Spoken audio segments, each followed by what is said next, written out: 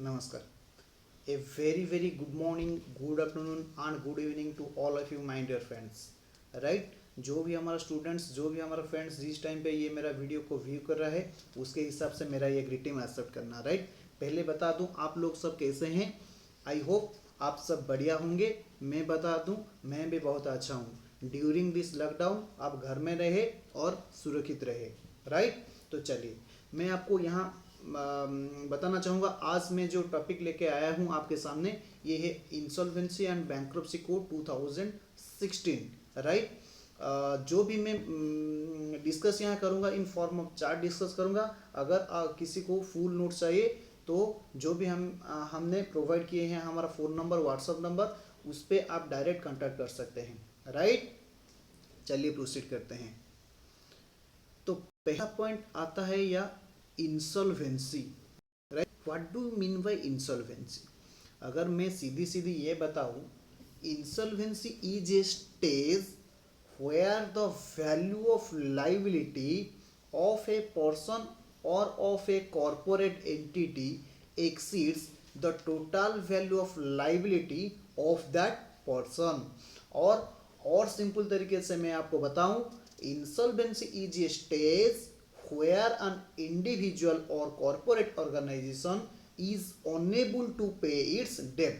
जब भी कोई इंडिविजुअल और कॉरपोरेट ऑर्गेनाइजेशन अपन का जो भी डेप्ट है अगर ये पे नहीं कर सकता है उसी स्टेज को हम क्या बोलेंगे, इंसॉल्वेंसी बोलेंगे. राइट. ध्यान दीजिए, इंसॉल्वेंसी इंडिविजुअल का हो सकता है, इंसॉल्वेंसी कॉरपोरेट एंटिटी का हो सकता है. राइट. इंसॉल्वेंसी इंडिविजुअल का हो सकता है और कॉरपोरेट एंटिटी का हो सकता है.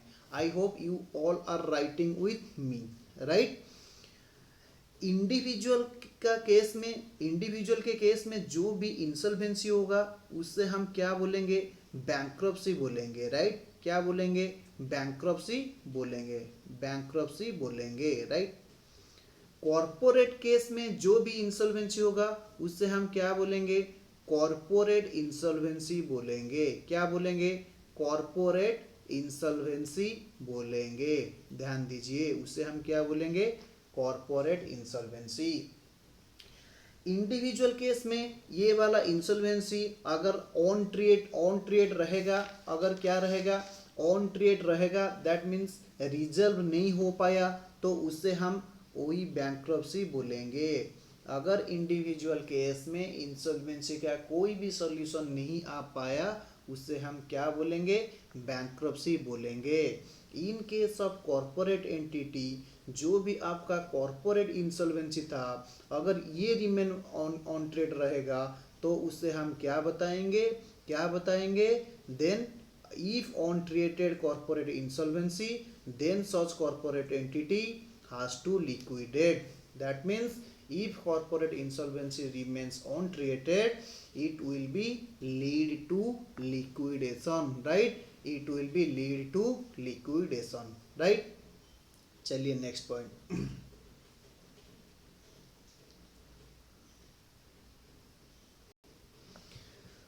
तो उसके बाद भी जो पॉइंट आता है मैं बता दूं, that is why it is called as code. Right. तो सुनिए, उससे हम कोड इसलिए कहते हैं क्योंकि जो भी आपका प्रोविजन है relating insolvency under any act, that में भी योर कंपनी एक्ट हो सकता है, पार्टनरशिप एक्ट हो सकता है, एलएलपी एक्ट हो सकता है, जो भी एक्ट में अगर कोई इंसॉल्वेंसी का हम बात करेंगे उसका प्रोसीड्यूर किस में होगा, दिस कोड के अंदर होगा. That means it is the collection of all the different provision that can be proceed under this code regarding insolvency. कोई भी एक्ट में किसी तरह भी इंसॉल्वेंसी होगा तो इस कोड के हिसाब से वो ट्रीट कर दी जाएगी. इसीलिए उससे हम क्या कहते हैं, कोड कहते हैं. व्हाई इट इज 2016, बिकॉज जो भी आपका प्रेसिडेंशियल असेंट था वो 2016 को आया. even though it has been passed in the month of December 2015 in parliament, but presidential assent उसे कब मिला? 2016 को मिला। इसीलिए उससे हम क्या कहते हैं? Insolvency and bankruptcy code 2016। ध्यान दीजिए, ये वाला जो भी आपका कोड है is not applicable to the state of Jammu and Kashmir. That means ये कोड जम्मू एंड कश्मीर में अप्लाई नहीं हो सकता है। And this code is applied to all corporate person, that means applicable to all company, all proprietorship, all partnership firm, all LLP, all notified body corporate के ऊपर भी ये क्या हो जाएगा? दिस कोड अप्लाई हो जाएगा। And this code also applicable on individual, this code is also applicable on individual। हालांकि इस चैप्टर में हमने इंडिविजुअल के बारे में कुछ भी डिस्कस नहीं करेंगे। हम जो भी डिस्कस करेंगे that will be in the point of view corporate entity हम डिस्कस करेंगे। और किसके ऊपर ये कोड एप्लीकेबल होता है? जो भी बंदा the person who has given the guarantee, उसके ऊपर भी ये वाला कोड क्या हो जाएगा? एप्लीकेबल हो जाएगा। ये वाला कोड भी एप्लीकेबल हो जाएगा। ध्यान दीजिए, ये वाला जो कोड है this one is applicable, right? Not applicable, IBC code किसके ऊपर एप्लीकेबल नहीं होगा? किसके ऊपर एप्लीकेबल नहीं होगा? जो भी आपका फाइनेंशियल सेक्टर एंटिटी है, that is for example bank के ऊपर आईबीसी कोड एप्लीकेबल नहीं होगा। एनबीएफसी के ऊपर आईबीसी का कोड एप्लीकेबल नहीं होगा। सार्फेसी के ऊपर ये वाला कोड एप्लीकेबल नहीं होगा, right? I hope you are getting my points. चलिए अगला पॉइंट। अच्छा, trigger point of IBC. Trigger point means IBC का अप्लाई होने के लिए क्या होना चाहिए? There should be an default, that is trigger factor is default. IBC code में हमको प्रोसीड करने के लिए डिफॉल्ट होना चाहिए। डिफॉल्ट किसी का होगा? फाइनेंशियल क्रेडिटर और ऑपरेशनल क्रेडिटर को होगा, राइट? क्रेडिट में सिंगल वर्ड में बताऊं, डिफॉल्ट किसी का होगा?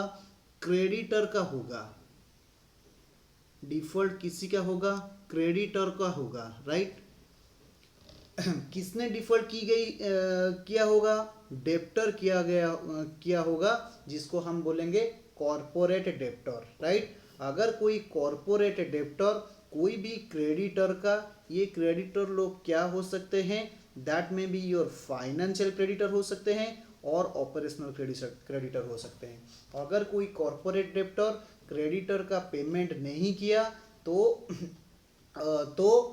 क्या होगा? आईबीसी कोड अप्लाई होगा, जिससे हम कहते हैं ट्रिगर पॉइंट और ट्रिगर फैक्टर। ध्यान दीजिए, ये जो भी डिफॉल्ट होगा, मैं आपको यहाँ बताया trigger point is your default. जो भी डिफॉल्ट होगा, जो भी क्या होगा? डिफॉल्ट होगा, वो मिनिमम अमाउंट कितना होगा? मिनिमम अमाउंट ₹1 लाख का डिफॉल्ट होना चाहिए। आईबीसी के कोड में प्रोसीड होने के लिए मिनिमम डिफॉल्ट कितना होना चाहिए? 1 लाख होना चाहिए। मान लीजिए मेरा कोई भी डेप्टर है, मेरे को 5,000 रुपया पेमेंट नहीं किया, तो मैं आईबीसी के कोड के अंदर प्रोसीड नहीं कर सकता हूँ। एंड ध्यान दीजिए, सीजी में notified minimum amount that should be ₹1 crore.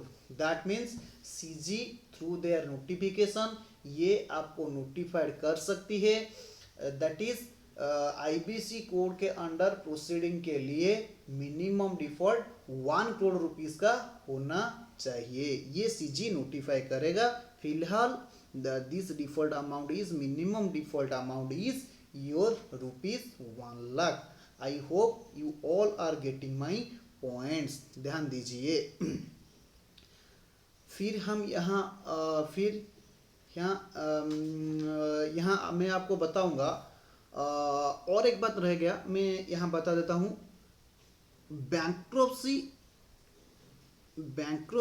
Is a situation. मैंने आपको क्या बताया? Insolvency is a situation where the insolvency is a situation where any individual or corporate debtor is unable to pay its debt.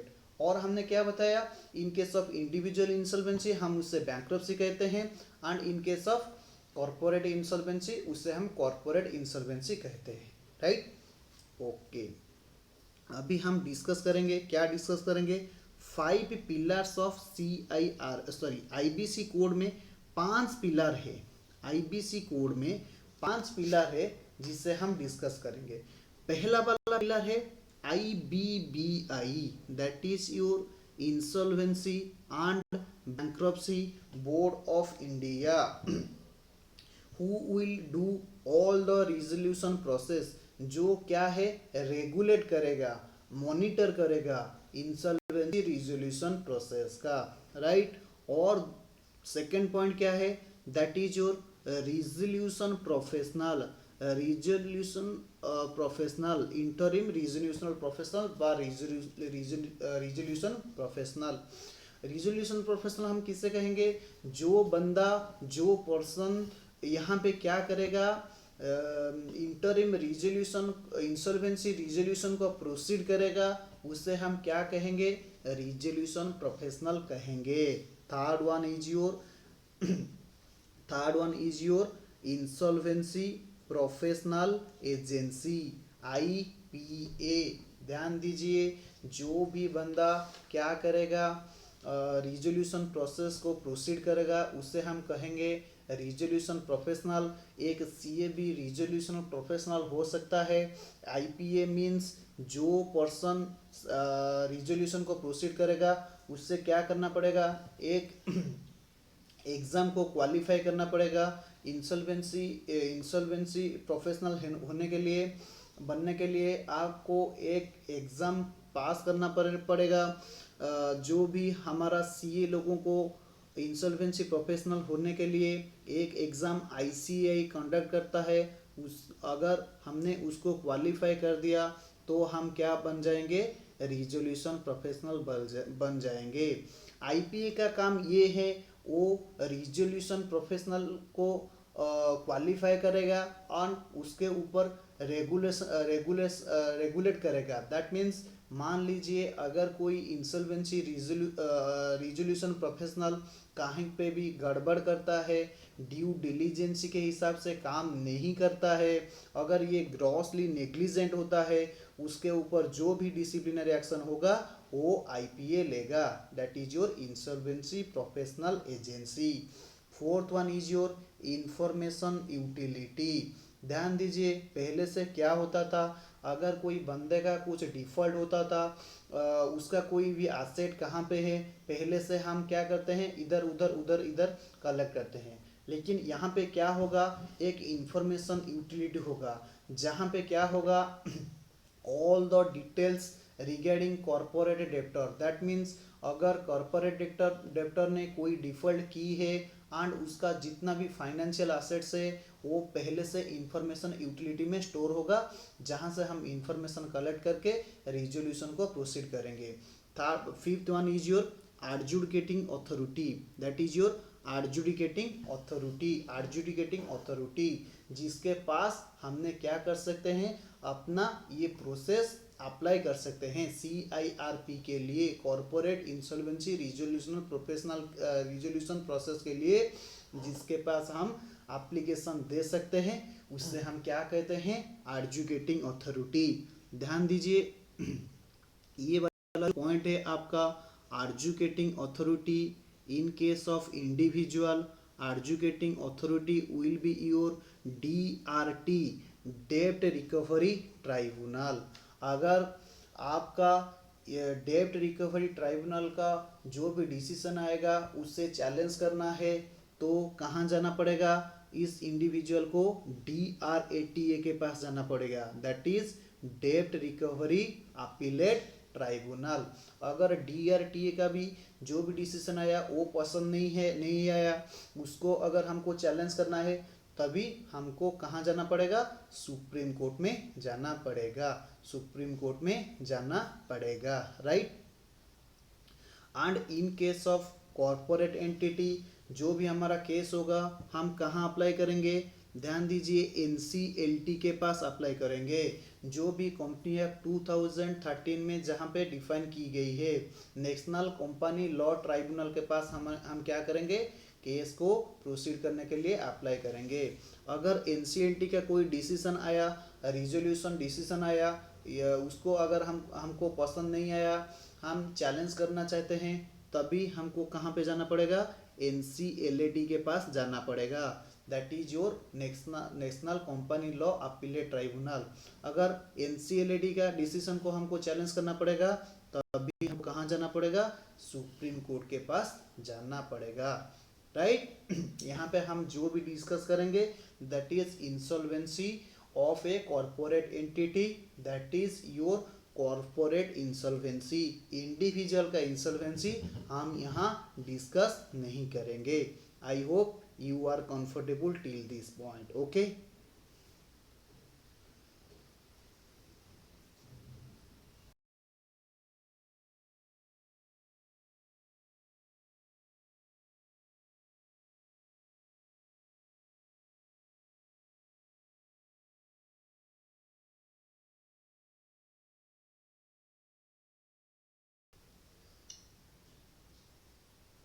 ध्यान दीजिए,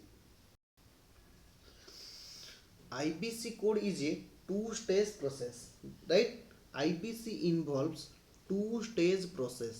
पहला stage क्या है, आपको क्या होगा, इंसॉल्वेंसी रिजोल्यूशन प्रोसेस होगा, इंसॉल्वेंसी रिजोल्यूशन प्रोसेस होगा, राइट। इंसॉल्वेंसी रिजोल्यूशन प्रोसेस में क्या होगा, रिलीवेंट प्लान डिस्कस की जाएगी, रिलीवेंट प्लान डिस्कस की जाएगी कॉर्पोरेट डेब्टर को बचाने के लिए एंड कॉर्पोरेट क्रेडिटर लोगों का जो भी इंटरेस्ट है उससे सेफगार्ड करने के लिए जो भी आपका रिजोल्यूशन प्लान होगा वो डिस्कस की जाएगी एंड वो तय की जाएगी।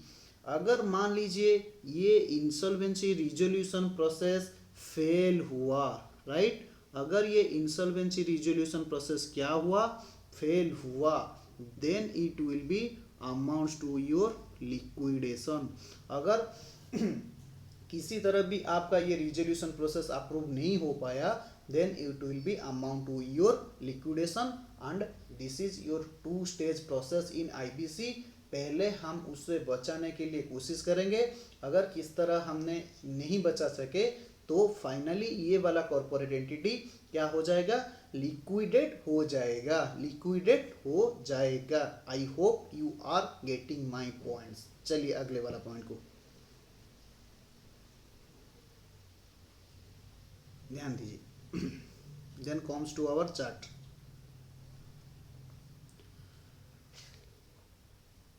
हमने ट्रिगर पॉइंट अभी डिस्कस किए थे, ट्रिगर पॉइंट किया था, क्या था, दैट इज IBC कोड में प्रोसीड होने के लिए एक डिफॉल्ट होना चाहिए, default by corporate debtor towards whom, towards creditor. Creditor में बी फाइनेंशियल क्रेडिटर, क्रेडिटर में भी ऑपरेशनल क्रेडिटर। यहाँ पे दो बंदे आते हैं, that is known as your creditor and corporate debtor. Corporate debtor means who fails to pay the money of creditor and creditor means जिन लोगों का पैसा नहीं दी गई है उन्हें हम क्रेडिटर कहेंगे। क्रेडिटर मतलब यहाँ आएगा आपका फाइनेंशियल क्रेडिटर एंड क्रेडिटर का मतलब ये आएगा आपका ऑपरेशनल क्रेडिटर। फाइनेंशियल क्रेडिटर का मतलब ये है अगर फाइनेंशियल डेब्ट का पेमेंट नहीं हुआ है तो उसे हम क्या कहेंगे, फाइनेंशियल क्रेडिटर कहेंगे। ऑपरेशनल क्रेडिटर किससे कहेंगे, अगर ऑपरेशनल डेब्ट नहीं पेमेंट हुई है उसे हम ऑपरेशनल क्रेडिटर कहेंगे, राइट।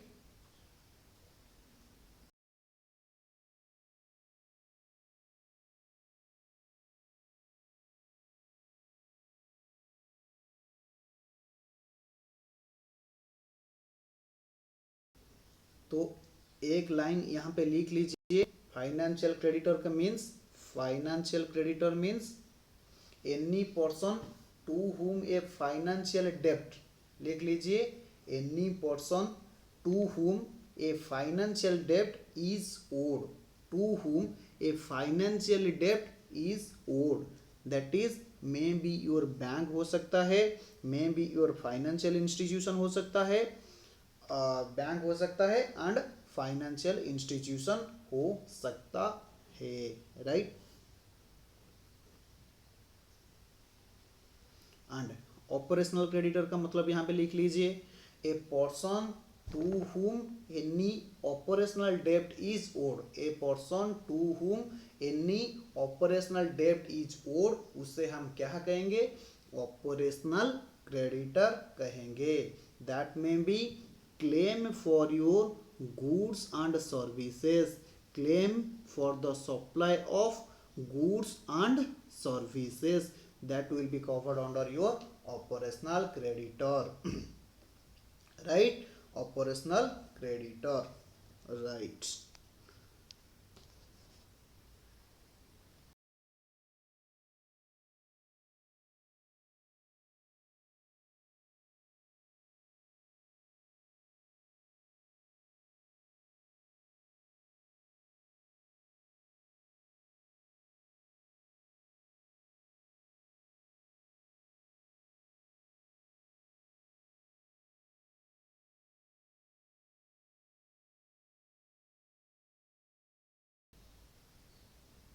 और यहाँ पे लिख लीजिए कॉर्पोरेट डेप्टर का मतलब, कॉर्पोरेट डेप्टर का मतलब, राइट, लिख लीजिए, corporate debtor means a person, corporate debtor means a corporate person who owes debt to any person, a corporate person who owes debt to any person, he may owe financial debt, he may owe operational debt।